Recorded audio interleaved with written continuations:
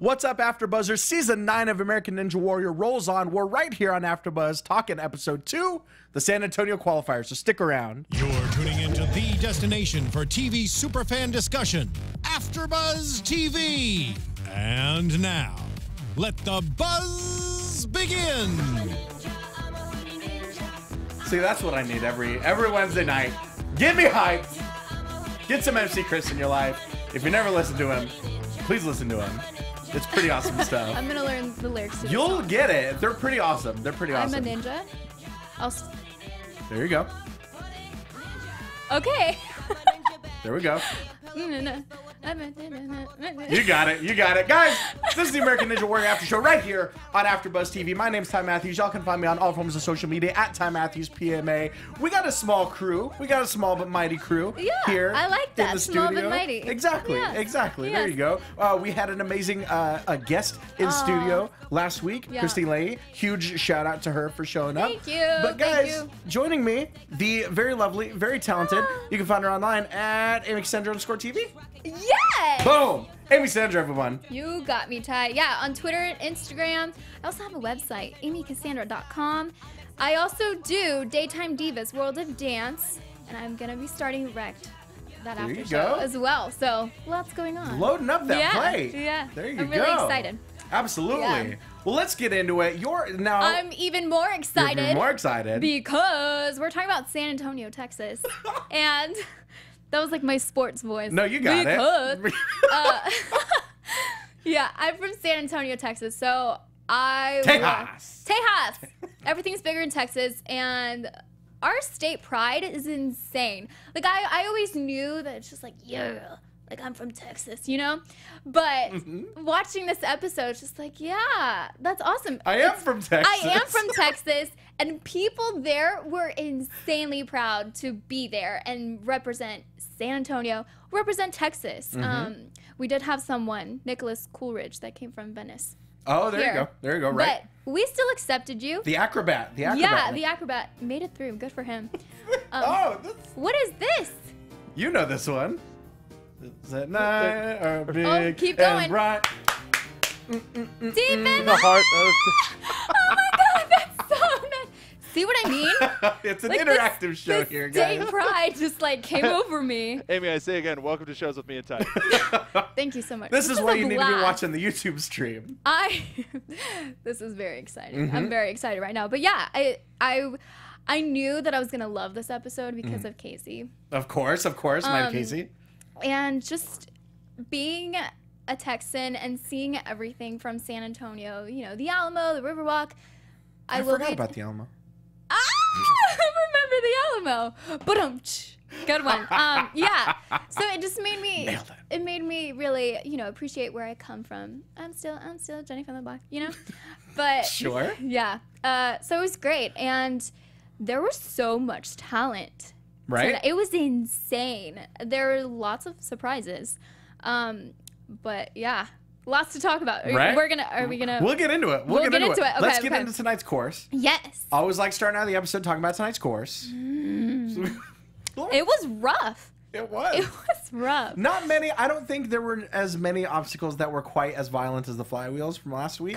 Oh. We didn't see anyone draw any blood this week. Darn. You know. There was certainly lack of blood this time. That just means they weren't fighting as hard. Yeah. Yeah. There wasn't blood, but I feel like there was a lot of like, oh no. No, I'm kidding. I'm glad nobody bled from the head today. Yeah, that we saw. That was a little bit. It's true. I guess they could have cut it from the show. They were like, well, maybe, you know, we showed them too much blood. We'll keep that for next time. Right. Red is green. If anything, if pro wrestling has taught me anything, said if you're gonna bleed in the show. It's good for business. There's another thing I have from working in news, but if it bleeds, it leads. There you go. There you go. But we did not. Of course. But we did not lead with blood No, today. thank God. Which Thank God. was appreciated. Everyone, keep that blood inside your body. Be safe. Where it belongs. So we'll start out with the floating steps as we always do. Yeah. Now next Pretty cool. next we go into Tic Toc, which is Tic Toc. another one of these obstacles where you have to swing and really kind of clamp your body around. Yes. And it did prove to be very difficult for petite people. Mm-hmm. But You could see it was kind of like a little throwback to being a kid, if you think about it. You know, like using your legs to go like whoop. Right. Podcast people, I'm gonna tell you, to use the legs as force to move forward and backwards and to jump. Well, absolutely. And It's we saw a lot of obviously legitimate gymnasts on this episode that really kind of excelled at that part, at getting that momentum going. But there was the risk of going too high up. Right. And having too much of that weight bring you down, or obviously not going high enough. And that was pretty violent. We too. did see, I think it was on Kacy. I mean, Kacy Cassandra was all of 95 pounds. And so seeing her swing towards that pendulum, it's like, is she going to clear the whole course? Yeah, I was thinking about that right now as you're talking about it. How much, not that it's not interesting, I love American Ninja Warrior, but how much more exciting would it be if there were sound effects? Sure. Imagine... Well, I think you're thinking of Wipeout. Oh no, that's basically what that's showing. No, a little bit more serious. Oh, okay. Sophisticated. So what kind of sound effects are you talking about then? I feel like this is a challenge. Okay, so from the Tic Toc obstacle, going from this is great for the podcast. Hello. Okay, going from the little swing. Whoosh. Interesting. Maybe that's them grabbing on. Sure. To the. Sure. So not necessarily like slide whistle type. No, not cheesy at all. I see. I don't even need the board with Amy. Thank you. You're making my job a lot easier. I think I have a lot up my sleeve.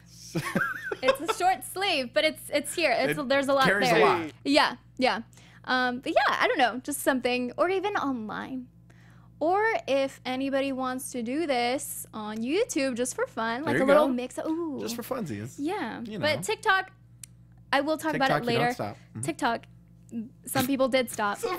They ran out of time. I feel like there's so many things we could do with it. TikTok, I mean, I love it. But I will talk about later which ones were the most hazardous. Sure. So absolutely. Yeah. So with TikTok, I forgot we hadn't really explained it. If you, for whatever reason, if you are choosing to watch this in lieu of watching the episode, that is your prerogative, as Bob Brown would say.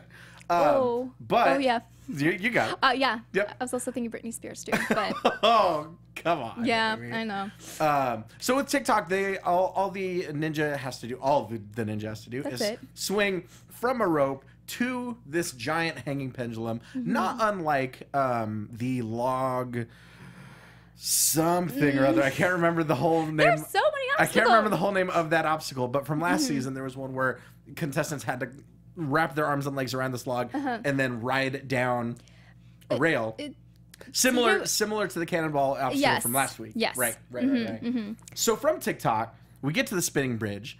Spinning bridge, a bridge composed of 4 giant spheres that roll or spin in place. So it's important to step downwards. That's like if I've learned anything over just over a season of covering this show, is that if you're confronted with obstacles that spin, you want to step downwards with your weight because anything else will send you into the water. You did a very good job explaining that. Oh, thank you. Like, really good job. Yeah, I agree. Also, this has never been seen in a qualifying course. Oh, that's right. So, I mean, that just steps it up. I wonder why they stepped it up in Texas. Maybe because we can take on the challenge. But yeah, I mean, that was very difficult. I don't think it was as hard as maybe we imagined. I mean, not for us to do it, but for the ninjas. You know, they really rocked it. Like, they did pretty well. And I think what you mean is that obstacles like this, they make it look so easy. It's when they kind of we didn't see. I don't think we saw that many people go out on the bridge during this episode. I'll give you the stats These later. Qualifiers. You Stay will. tuned. You will. You've got copious notes, which I appreciate. From the spinning bridge, you've got the sky hooks. Oh, the sky exactly, right? The sky hooks. Sky hooks these are the types of obstacles that I know for sure if I were to run a course like this, it would be over with. Because with the sky hooks, God, how do I even begin to explain this? You start with the rings. You're hanging on from one ring. It's hanging from a curved hook. You have to jump that ring onto another hook that's facing the other way. Then there's another ring hanging from another hook facing the other way. The hooks are alternating direction is what I'm trying to say. And they're not in a straight line. Right. It's kind of zigzag. Right. Yes. Right. A little bit of crisscross applesauce. Yeah. Sure. Good times. Speaking of good times, no, I'm not going to make this happen. No, this obstacle was designed by a 7-year-old. His name is Benjamin Tung, and he was able to come up with that lovely obstacle for people. I think I might have seen that. I think they might have been talking about that during Tremaine Dortch's run. Very interesting. So, let me see. Okay, so if you guys have any ideas for obstacles, you too, Ty, go to ANW, American Ninja Warrior, nation.com, and you just need to submit obstacles. Okay. So I just think it's crazy because the 7-year-old did this, and people had a really rough time getting through it. I do have some more. Okay, brand new series of rings to fly through, and you have to cross. It's a 24-foot pool. Okay. So, and I feel like they said at one point no, that's later. Never mind. Yeah, it's a very long pool, and they have to really use their upper body strength. Gymnasts did fantastic. Absolutely, of course. You could just see the strength. Oh, gymnasts, freaking rock stars. Right. I did write that somewhere. Freaking rock star. Right. Exactly. That's to be talked about soon too. Now, after the sky hooks is the pipe fitter. The pipe fitter is interesting because there's one pipe coming out of the ground at sort of an upwards angle. You're allowed to climb on that using your legs, but that's the only part of the obstacle that you're allowed to use your legs on. After that is a hanging horizontal pipe that you have to, or 2 horizontal pipes actually, that you have to hang from using only your arms, and kind of crossing. I don't know how far the expanse is between those 2 pipes. 4 feet. Well, I remember them saying 4 feet. I wanted to say 4 feet too, but in my head just now, I was like, that can't be right. Right? It just looks like truth time. I'm around 5 feet. So I'm like, okay, take off a foot of me. That is not 4 feet. But they said it, so it must be true. Clearly. So that's very far. Right. Whatever that gap is, it's a far gap to cross when you're only using your arms. Yes. So then from there's another pipe that's going at a downward angle back into the ground that once again you can only use your arms to hang from. But we did see people use their legs, like sliding down the pole. Is that right? On the last one? On the last one. Maybe I'm misunderstanding. Okay, now. Whoa. Now. Oh, are we? Okay, I don't know. I don't know if he's vamping. Keep going. Go on. I think we're gonna get some chat-age going on here. No, I'm finding a video of the obstacle. Right. Thank you, Mike. Oh, see, you read his mind. But that's convincing for you, isn't it? Sure. I feel like yes, people use their legs to climb down or like slide down because they were using their arms. And I think some people like kind of jumped into it, but they couldn't use too much force because if they did, they fell. Sure. Dude, now you're making me think that I saw things, but no. No. See, we're going to look at this back. Okay.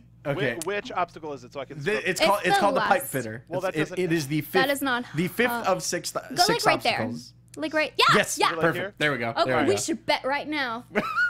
Like $1? 5 cents. Yeah, you want to bet right now? Let's go with $1.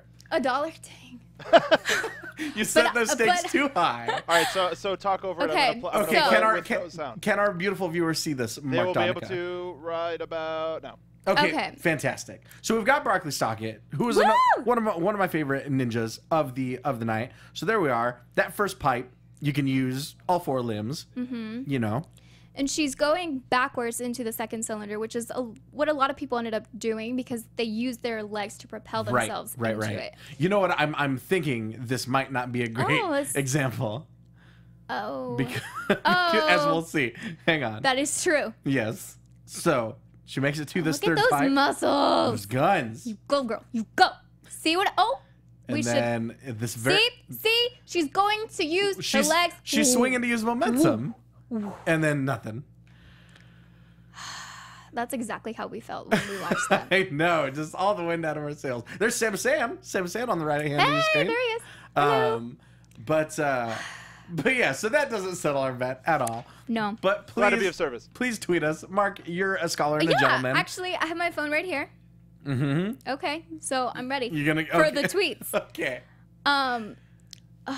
So it's gonna bother the heck out of me.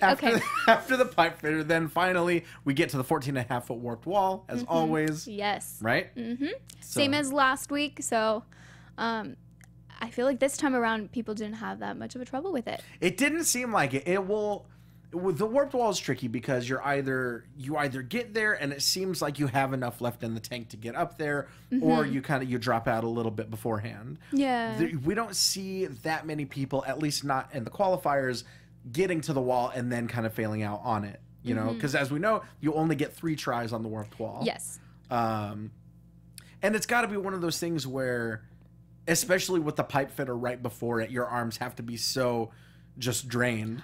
Oh my gosh. That it makes it that much harder. Well, we saw a few people shaking their arms. God, I can only imagine. You know, and Christine actually said that last time, that sometimes it's like they have to not keep their elbows bent, you know, like their arms not bent. keep those L's. Yeah, because of the lactic acid. There you go. So definitely something to keep in mind if you're training. Right. Make sure you work on that upper body like nobody's freaking business. Right, exactly. Oh gosh, no. So between the sky hooks and the pipe fitter back to back, that's got to be such a strain on not only your arms but also your shoulders, your rotator cuffs. You know, that's got to be difficult. And we did see there was someone, was the Olympian, correct? Jonathan Horton.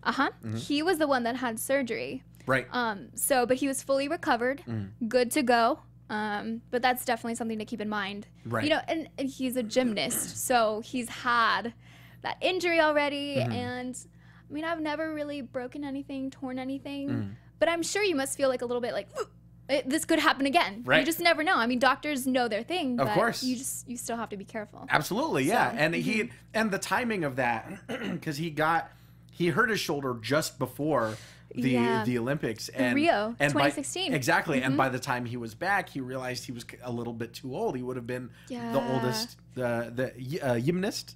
If you for you Club Dread fans out there, he's a gymnast. I'll explain that. I'll explain it after. Yeah. Well, he did say he had a really rough year too because he couldn't try American Ninja Warrior stuff either. Right. But he came back with not a vengeance, you know, just something like the vengeance. Okay. Let's use that. But like a happy vengeance. He came back with a happy vengeance. Yeah, he was really, really happy to be there, and you could see the passion, and I loved it. Yeah, really rooting for him. Absolutely. Absolutely. So let's get into some of our contestants. Let's bust out that notebook. Okay. Bust out that notebook. Ooh. So right off the bat, who really jumped out at you from kind of the first, the early part of these qualifiers? Ooh, early. Because obviously we've got the Twinjas, of course. Yeah. The Haymaker sisters. Yeah, they did pretty well. I'm a sucker for really good nicknames. And like Twinjas to American Ninja Warrior is filled with them. Yeah. So I was already like, yeah, these girls. Brandy Monteverdi. Sure, absolutely. Should we go into her a little bit? Yeah, absolutely. Okay. So I do have a category for us petite ladies, but these girls are freaking tough. And she's in the list. And what I loved about her, she's 5'4", she's 108 pounds, and she lost her mom to cancer 11 years ago. She had kids about 6 years after she passed away. And her mom talked to her. Basically, my mom said the exact same thing. And she said, I wish I would have taken care of myself sooner, you know, focus on your health. Right, invest in your health, absolutely. First. And to me, at that point, I was like, "Oh, girl," because that you don't really hear that too much once someone's diagnosed with cancer. It's just like, "Oh, well, I'm gonna fight through it," you know. Sure. But they don't think like, you know, I didn't put myself first. And so for Brandy to go into this competition, you know, having focused on her health and just being stronger, to me, at that point, I was like, "Okay, you got this, girl." Even, I mean, she fell at the Tic Toc. Sure.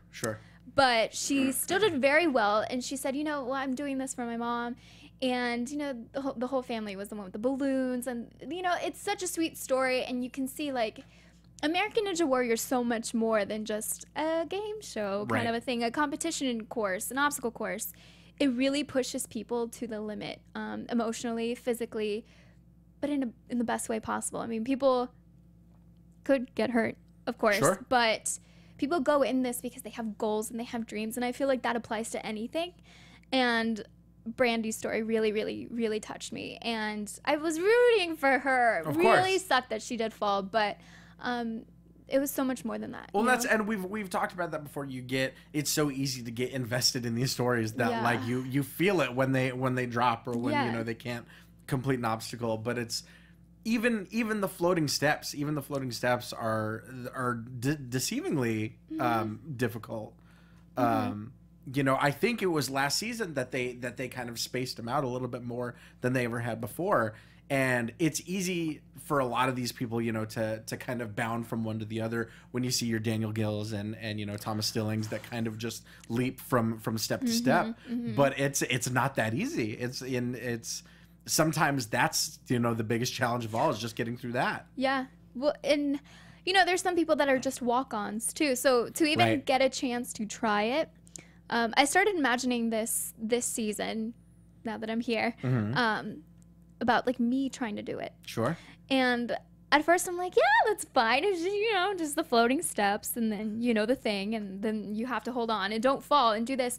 And I can't imagine. I'd love to try it, but I can't imagine, like you said, getting just through the floating steps. I think even from the first one to the second one, you go like you. Right. That's awesome. Right. Absolutely. Yeah. And the kind of the depth perception of it, it's once you get to the course, the gaps between the obstacles have to seem so much bigger. Like the space between those steps has to become so much bigger to where like once you're on that starting point, it's a whole new beast, Well, and there's some people that you did see, struggle, and then you think, oh wow, well yeah, if you're not 6 feet for sure, this is already gonna be tougher for you. Right. But you really have to leap. Like almost like a dancer. Sure. So it's admirable, I think, for anyone that completes it, attempts to complete it. So you have to have some guts, of course, to try it. I mean, because you can get hurt. Some global guts. Yeah, absolutely. yeah. Global guts. Yep. Guts. Nickelodeon. You got it. Yes! You have it. Whoa, the 90s kid in me just like, yeah. I know, right? There you go. That's the actual recording. Oh, 90s. Yeah. Now you mentioned you have different kind of categories. Yes. We've got these firecrackers. We've got we've got Brandy Monteverde. We've got Kacy Catanzaro. Go girl. Right. I love her. Now let's talk about she talked in that video package about the pressure that she's been feeling these last couple seasons. Because I feel like one of the things that really put American Ninja Warrior on the map was how viral she went back in 2014 in the Dallas qualifiers. And that's, for as cool as that is, and for as many people as, know her name and know her face now, that's got to be such an immense amount of pressure to try and top yourself every year. Well, and let's not forget, she's only 5 feet. Right. And 95 pounds. 95 is... it's crazy. But yeah, sorry. You're right. She really does have the weight of all the expectations on her, and you could really feel that this time around. When she got to the sky hooks. The fly hooks, that was something else. She got to the sky hooks and she struggled. But you know what I love about Kacy is that you can see her really regain composure and like grab a hold of herself and be like, okay, I got this. And I feel like sometimes you don't see that in everyone because it's like they're just trying to get through it as fast as possible. Right. And for Kacy, she wanted to do it the right way and take her time and make sure that she didn't fall. And she got so close to making it. That very, just the edge of that last hook on the sky hooks. I think it was the sky hook's fault because she wanted to move the ring. And it just didn't let her. I feel like it somehow moved up at a certain point. Sure. It's like those carnival games. Yes. That's how they get you. something that happened, but you can see her too saying, hey guys, help me. So she really does love the crowd. It's not that, she just doesn't want to talk to anyone. She wants to be like a total, recluse or whatever. She loved that and she needed that, but it was just too much. And she had a lot of momentum. Right. But then she, like I said, she regained composure and everything, and then she tried it. So for me, that was like one of the best parts of the episode, because you got to see a true athlete just like work. And yeah, so she felt, okay, big deal. Athletes fall. That's okay. Right. And she still made it to the city finals. She still did. Right. Yeah. Yeah. Really excited about that. Now it's that kind of that aspect of playing to the crowd and of being kind of a showman that is such a part of the show now. You see so many families and friends and fans there cheering everyone on, and it's important to have that kind of support system. And I know another one of your categories was duos, these kind of these sort of teams that come in, whether it's twins, whether it's siblings, whether it's training partners. It's interesting seeing that support system at work. We have the Twinjas, and then we have the 210 duo. Right, sure. 210 area code. Woo woo. And the 210 duo, they didn't both make it. Right. Brian did, but Rhinell fell at the skyhook. And I'll come with those stats later about which one's the most deadliest obstacle. Sure. But I think it's good to have that support. There was also another category that a couple competitors came with their moms. Yeah, absolutely. Yeah, definitely. And I think that's cool. Or to have your wife or your kid that you just not gave birth to if you're a guy, but a newborn kid, you just everything, because American Ninja Warrior is such a family kind of a thing. Right. Well, and we talked about it a little with Christine last week with Kacy and with Brent Stephenson. Not Jeff Britton, as I misidentified him last week. Thank you very much. But Brent Stephenson, they used to be a couple. Now they're business partners. Yeah. And they're still right there on the front lines cheering each other on.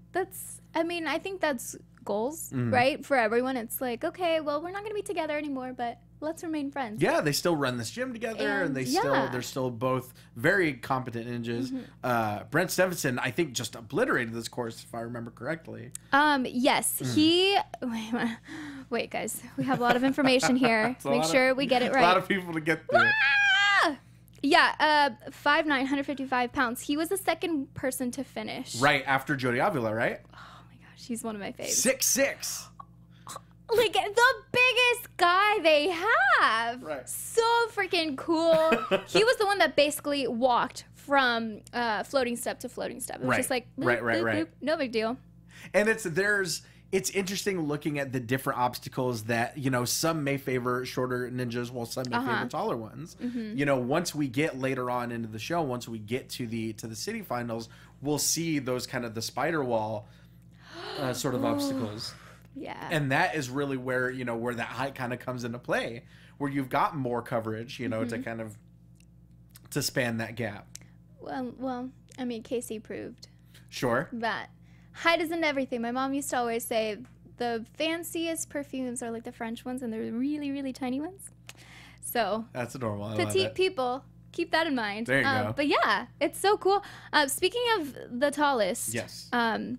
We also had the fastest. Wait, but Jody Avila got his nickname by Akbar. Oh, that's right. That's right. Big Dog Ninja. Because as we mentioned, the show is filled with nicknames. Yeah. And he made it his mission. He was like, one of my goals here is to be nicknamed by Akbar. And sure enough, exactly, just like you said, when he hit that buzzer, it was like, what is it? Akbar christened him the Big Dog Ninja. Yeah. Do you like it? I like it. It's his yard. Yeah. Mark, it's his yard. Ooh. Shut up.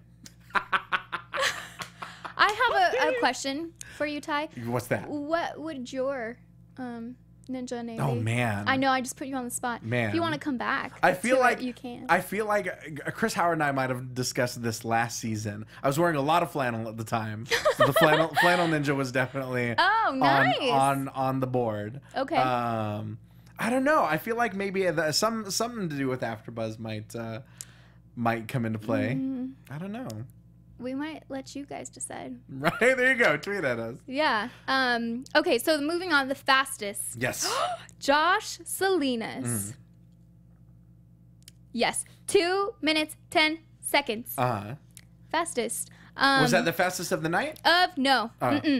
One of the fastest. Right. Then it was Thomas Stillings. Right, the Genie Ninja. His pants making a comeback. At 1:45. And then right after him was Daniel Gill, Houston, Texas, 1:43. When he blasted his way up that wall and like time was ticking down, that was one of my favorite moments of the episode for sure. It was like right at like the perfect time. If the he was the newlywed Daniel Gill. His gorgeous hair. That hair.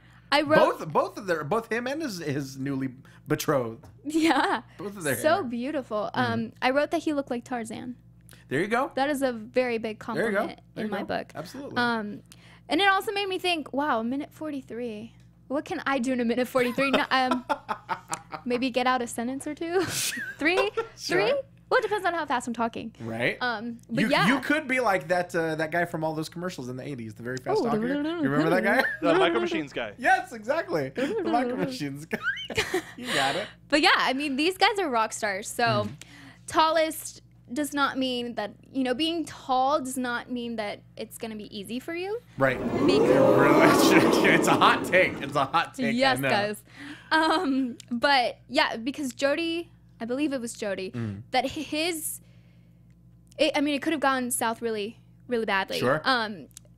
Because it was the fly hooks. Yes, the fly hooks. He could have easily dipped his toes in the water. And that was one thing that Matt and Akbar mentioned is that might be his biggest challenge is you really kind of have to hold yourself up when you're that tall. I know. It's just crazy. I mean, I think he had it even harder. But it kind of evens out because smaller people have a harder time doing other, it just works. Sure. It works. They know what they're doing. Absolutely. They really do. Absolutely. Yeah. Who else did we have? We had lots of returning veterans, of course, as always. We had Karsten Williams, who's made it to the finals 4 times, I believe. This is either his 4th or 5th. I can't remember if this is his 4th, if he'd made it before. Don't know. He's made it to a lot of finals. Time vet. Oh, yes. But he made it to the finals once again this season. We've got Abel Gonzalez, Jonathan Horton, as we mentioned before. Another one of the competitors that's shorter in stature at 5'1". But he's such an incredible gymnast that it didn't really seem to pose much of a challenge for him. We had Nicholas Coolridge, the acrobat from Venice. Of course, Grant Clinton, who made it to Vegas last year, 6 months after having a stroke. It was absolutely ridiculous and awesome. But yeah, a lot of finishers this time around. Yeah, I feel like we didn't see too many stumbles. Not too many. Not It was like last week. What do you think out of all of the obstacles? What do you think claimed the most victims this week? Well, it was a skyhook. I counted from the people that they showed. There was 9 people that were taken out by the skyhook. Coming in second place is Tic Toc with 7. Okay. And then 5, spinning bridge. That's not true. 6 You're just a liar was now. pipe fitter. Got it. And then spinning bridge. Floating steps was 1. You're right. Which it always, I mean, there's always, there's no shame in it, like we talked about before. There's always someone that it's, that might be the biggest challenge. Yeah, I'd love to try it. I really would. Or we should, we could do this. We could build our own obstacle. It's true. Of course, maybe not out here. Not at the studio. You don't know. No. But yeah, I mean, and what's really cool is, wait, who was he? We do have kids. Here we go. Josh Salinas. He is the mini ninja director at Iron Sports Gym in Houston, and it's cool that they're getting started at such a young age. Absolutely. Just having fun, because growing up, I remember thinking that PE was not that exciting. Right. And I started taking other classes, so I didn't have to take PE. And then I took. What'd you take? Pep Squad. There you go. Which was something, though. For me, it was like, okay, well, I don't want to run around and do laps. No. But it's like whatever gets you out there and moving. I think that's so important, and it's just great. I mean, like, kids can go jump off of things, like, do whatever, be safe, obviously. Sure. But it's so cool that they're starting when they're teensy little bitty things. Right. So. Absolutely. Yeah, it's very cool. Yeah, definitely. Who else in the episode kind of really jumped out at you? Obviously, we get a lot of amazing stories, stuff like that. Barclay Stock. Absolutely, who we saw earlier doing the pipe fitter. Absolutely. She is a gymnast, but she's a teacher now, and she had so much support there. I'm getting choked up just thinking about it. And she was the one I wrote, frickin' rock star. She's 5 feet, she's 112 pounds, but they did say that she was the strongest ninja, like pound for pound. Absolutely. And you could see it in her arms. It was so cool, like arm goals, right? I mean, just makes me want to work on my push-up form and everything. Like I said last week, watching the show makes me want to work out even more. Right, exactly. So I can do that. Right. But yeah, she did fall at the last part of the pipe fitter, but she does move on. She was inspired by Kacy, so I feel like, yeah, unfortunately for Kacy, there is a lot of pressure, but that's the good stuff that happened. Like people saw her and wanted to do the same thing, and it's awesome because now we have Barclay, and you can see all the little tiny gymnasts looking up to her, and even when she fell, it's like, yeah, like you did it, you got that far, like that's awesome. Right. So she was definitely a really strong contender for me, and I was just rooting for her. I was really, really bummed when she fell. Right. That was not cool, but she did make it to the finals. Yeah, yeah. So I'm excited. Right, definitely. Yeah. That's got to be bittersweet when that happens. When you make it to the finals, but you want that satisfaction of hitting that buzzer, Yeah, well, like Kacy said too, that she didn't know that she had made it to the finals, that Kacy had, but she just went up to Christina after, like for the post obstacle interview, and Christine told her, like, yeah, you made it, and she's like, what? No way, that's so cool. So yeah, I mean, it may not always happen the way you want it to, like completely dry and making up the warped wall, but you got there. Sure. So then just work and, move on. Absolutely. And with Brent Stevenson, I think they said it was almost 700 days since he had hit his last buzzer. Yeah, which is more than 2 years. You're right. 365. So yeah. Right. Yeah, right. for sure. Absolutely. Yeah. Who for you was a big contender, someone that you really were just like, yes? It feels like at this point, and I think I'm biased after having really only seen kind of last season and this season, that Daniel Gill, I feel like, is one of those people that I can't imagine failing, True. Like not until way late in the game. Obviously that's not too hot of a take, but guys like Daniel Gill and Thomas Stilling, it just seems like they're kind of bulletproof at this point. Well, they're so fast. They're just like faster than a speeding bullet. Right, exactly. Who else though? Who else did we have? Let's see. I think I would like to see more out of Nicholas Coolridge. We didn't see a lot out of him in this episode. I think they only recapped him finishing the course, but I'd like to see more out of him with him being an acrobat. Yeah. One of my other categories was overcoming obstacles. Sure.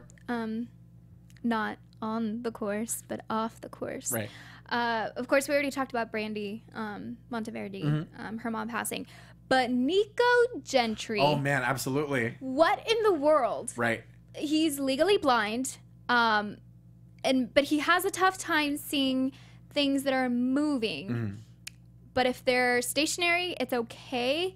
But then it just makes you think, like, how the heck was he able to get as far as he did? Where he fell at the skyhooks. Yeah. But it wasn't even because of his, like, legally blindness. Right. No. Yeah. He just lost his grip. Yeah. That's insane. It's fascinating because I think they had made a comparison to Daredevil when he was on the course. Yeah. And you do think about it, if I can channel the Ben Affleck Daredevil, the way he can I know. Really? The way that he would be that he could see in the rain. That's kind of what it reminded me of. Using that echolocation and kind of using that sort of alternative sight.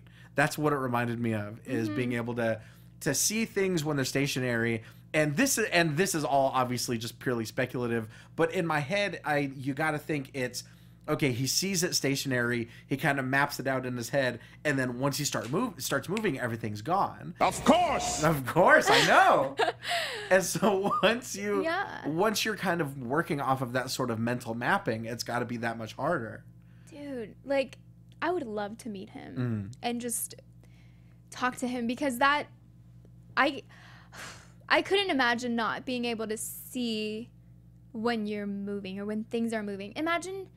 Right. Just just in everyday life, let alone on an much. American Ninja Warrior course. And he has so many goals and aspirations. He wants to be able to one day like drive a car, technically, Right. you know, a self-driving car. But those are the stories that just make you think, you know, I'm so fortunate to have Right. my eyesight. I'm so fortunate, you know, to have all my limbs, you know, everything. Like, we are so blessed. Right. You know, people Bless use up. that all the time. Hashtag blessed. Bless up. I haven't heard that one. Bless up. Bless Oh, you haven't been listening to enough DJ Khaled. All I do is win, but that's about it. You are flip this table over. I know. Oh, that would have been a cool little face to make, like a Debbie Downer. You might be wondering how I got myself here. Dream. Okay, that was awesome. Okay, I just got too excited though, so I kind of like. That's cut it gonna off. become a That's okay. recurring segment for sure. Another, and now in terms of these obviously these obstacles they were talking about, we also had Michael Moore later on in the episode, 59 years old, who you know he was looking to beat Jon Stewart's record of being the oldest person to get up the warped wall, and that story was another one that really kind of hit me. The fact that he did so many things with his dad, the way he said his dad had this sort of Peter Pan complex and would tell people that he would never get old, and that he's out there, you know, he's doing it for his dad, and so that was one of my favorites of the night for sure. We also had Charlotte Eccles. And the way she told her story, it was terrifying. I mean, absolutely. She just woke up and it kind of like came out of nowhere. And right, then she couldn't hear out of her right ear. Yeah, and then next thing you know, she's already having surgery and everything, and it took her about 2 years to get to where she is now. And she couldn't even walk. Right. Which, to me, again, it's so inspirational, and I feel like we can all take something away from watching American Ninja Warrior. Every single person has something to give.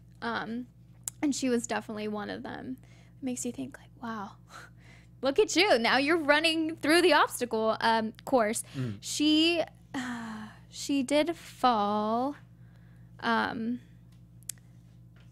I mean, still, yeah, Tic Toc. Yeah, okay, yeah. It was a Tic Toc. She's only 5'3", 110 pounds. So, small but feisty. Mighty Kacy. Maybe she's feisty Charlotte. There you go. So, I'm working on it. Feisty. Yeah. But that Tic Toc, man. It'll get you, yeah, for sure. It'll get you. It'll get you. Yeah. So it was a pretty solid action-packed qualifier. Yeah. So let's see. For finishers, we've got Daniel Gill, we've got Nicholas Coolridge, Grant Clinton, Karsten Williams, Abel Gonzalez, Jonathan Horton, lots of other people to make it to the San Antonio City Finals. Jody Avila, of course, 6'6", big dog. Oh my god. Of course. Of course. Yeah. And then the ladies, we have Barclay Stock, Kacy Catanzaro, Sherry Laureano. We didn't really talk about her, but she is 44. Yeah, right? So, yeah, one of the oldest women competing. She did fall at the spinning bridge. Right, and lost a shoe. Cinderella moment there, but she rocked it. She's 44. You go, girl. Katie Haymaker, one of the twinges. And then Brittany Hanks. I don't think we got to see her. No, but maybe in the finals. But yeah, so lots of exciting stuff happening and lots of talented people. I'm really proud of how San Antonio There did. you go. I'm Your very, city very proud. came through in the clutch. Gave us You guys got me. solid qualifiers. Wait, how do people... Oh, there we go. That's what it is. I was trying to find it. You got it. Oh, that's weird. I'll work on it, guys. What a way to go out. Well, guys, thank you so much for joining us. Remember, we just started the season. It's awesome. We're only 2 episodes in. We already had Christine Leahy on last week. If you didn't see the episode, go make sure to check that out on YouTube, on iTunes. While you're on iTunes, if you're there, go ahead and leave us a review, comment, rate. You can rate us 5 stars if you're nasty. That's fine. If you're on YouTube, leave us a comment, leave us a thumbs up, tweet at us, all that good stuff. We want to hear you talk to us about Ninja Warrior. But Amy, for now, where can they find you? You guys can find me on Twitter and Instagram at AmyCassandra_TV. Also, here at AfterBuzz, I'm doing a few after shows. We've got World of Dance, Daytime Divas, and I'm starting Wrecked this Sunday. So lots of that going on, and AmyCassandra.com as well. There you go. So, yeah. Mark Donica, where can they find you? I guess you can find me at Mark B. Donica. Shut up, Ty. My favorite. Mark's my favorite. As always, you can find me on all forms of social media at Ty Matthews PMA. Find me on PlayStation. Let's play some Overwatch or some Injustice. Whatever. You can find me tomorrow night on 2 after shows. You can find me on American Grit at 9 and on Lucha Underground at 10. Underground. So all the way underground. All the way. But next week, we've got episode 3 to talk about. We've got... I don't remember what city, but I know Jessie Graff's going to be on. Oh my gosh, yeah. Pretty excited. I'm so excited. Pretty excited. So join us, same bat time, same bat channel, talking season 9, episode 3 of American Ninja Warrior. But until then, peace. From executive producers Maria Menounos, Kevin Undergaro, Phil Svitek, and the entire AfterBuzz TV staff, we would like to thank you for listening to the AfterBuzz TV network. To watch or listen to other after shows and post comments or questions, be sure to visit AfterBuzzTV.com. I'm Sir Richard Wentworth, and this has been a presentation of AfterBuzz TV. Buzz you later. Of course. The views expressed herein are those of the hosts only and do not necessarily reflect the views of AfterBuzz TV or its owners or principals.